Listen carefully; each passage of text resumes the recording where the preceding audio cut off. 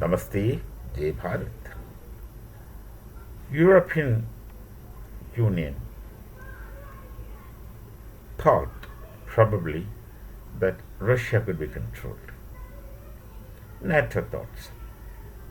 And America obviously thought so. But the Ukraine Russia war had been going on for a period longer than what longer than that anyone could have ever imagined right in the beginning. But then there is no sign of ending the conflict between Ukraine and Russia.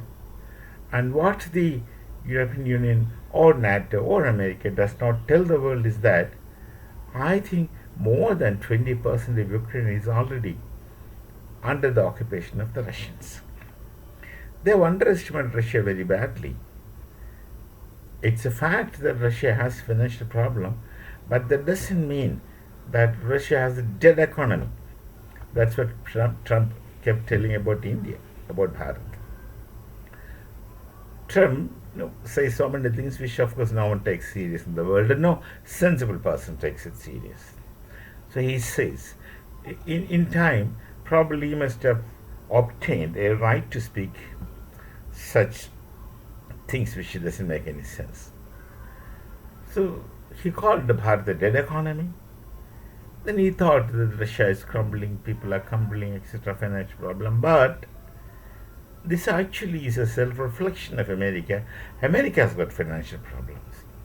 America is in debt more than what they can afford. As a matter of fact, I don't want to go into the details and statistics. They have financial problem.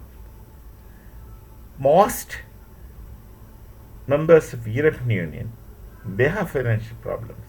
They have internal problems, and they all want Zelensky to fight Russia, with the presumption that Russia will crumble, collapse, surrender, etc., etc., etc. But nothing has happened, and not just that.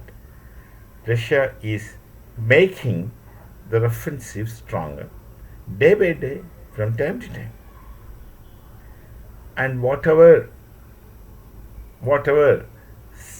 talks which European Union, NATO, or America had been making present to the world doesn't hold any ground. Russia has actually must have. This is a report that what we see. Russia has captured something like 20% of Ukraine.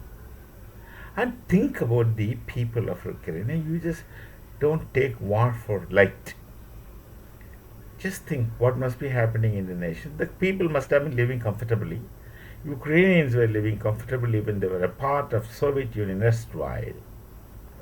And now they became Ukraine as another fragment broken from the USSR of past. And they were making good, they have resources, metals, minerals, and they were doing good. They wanted to be a member of NATO. They're already in Europe, but then they wanted to be a member of NATO. I don't know who put this idea in Zelensky's mind.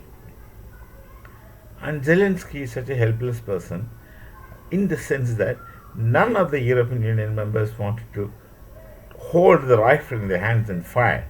They all wanted to put it on the shoulder of Zelensky and fire, and Zelensky simply becomes a scapegoat in this process. This war is not going to end just like that. This war is not going to end just like that, and no one is going to fight Russia. European Union members, they have their own internal problems. Most of them have financial problems. Most of them have internal problems. Most of them have other problems. Actually, they are unable to go for a battle or war. Taken separately, they are unable to go for a war. They all thought that America would do everything for them. Just say yes to America, they will do everything for them. And America itself has got internal problems. They are in serious debt, America. And they have serious problems otherwise, emerging, evolving from within the so-called United States. That's why Trump calls people dead economy, He told Bharat's dead economy. And he wanted to say Russia is dead economy. Everyone is dead economy, according to him. Because he's a businessman, thinks and understands things in terms of money or economy. Other things I never experienced anything other than this money in his discussions, talks, presentations, whatever. The situation is miserable. This war is not going to end.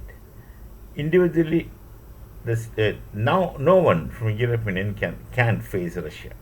And Russia is not going to surrender. Russia is not going to lie down. Russia is fighting. And slowly they are increasing the pace of their attack. The pace of their attack. They are bringing weapons which they thought Russia did not have. We do not know what shall happen. And America is not going to fight involved directly. None of the European Union members are going to involve directly. NATO can't involve directly, even if they want. They can't and they will not. So to end the war, it has to end with Russia's terms and conditions. It's not just because Russia is a friend of us. It's not just because Russia is a long-standing friend of us. But Russia has that quality which is rarely found in Europeans. They're not boisterous. They don't sound loud, but they stand firm on their grounds. You can't expect them to surrender. And there's somebody who's silent, and that's UK, the traditional enemies of Russia, for centuries. And they would do whatever spices want to add their adding. But all these people have internal problems. And for the time being, it may not surface, but then when it surfaces, they'll all collapse. That time, Russia would be strong, stable, standing, because they're consistent in their policies. Precisely that's the reason Bharat has consistent relations with Russia, because we are transparent to whatever possibility. We are transparent. In geopolitics, such kind of transparency is rare, especially with Europe. It's rare. They're all fair weather friends. They all want to take benefit from one another. Everyone is self-seeking and interest-oriented. So they make the dictum there are no permanent friends and there are no permanent foes. But that's not right. That's how human beings should make societies. That's not how societies should function. These things are not going to end so easily. Let's see what happens. We shall meet again. Namaste. Jai Bharat, Jai Sri Ram.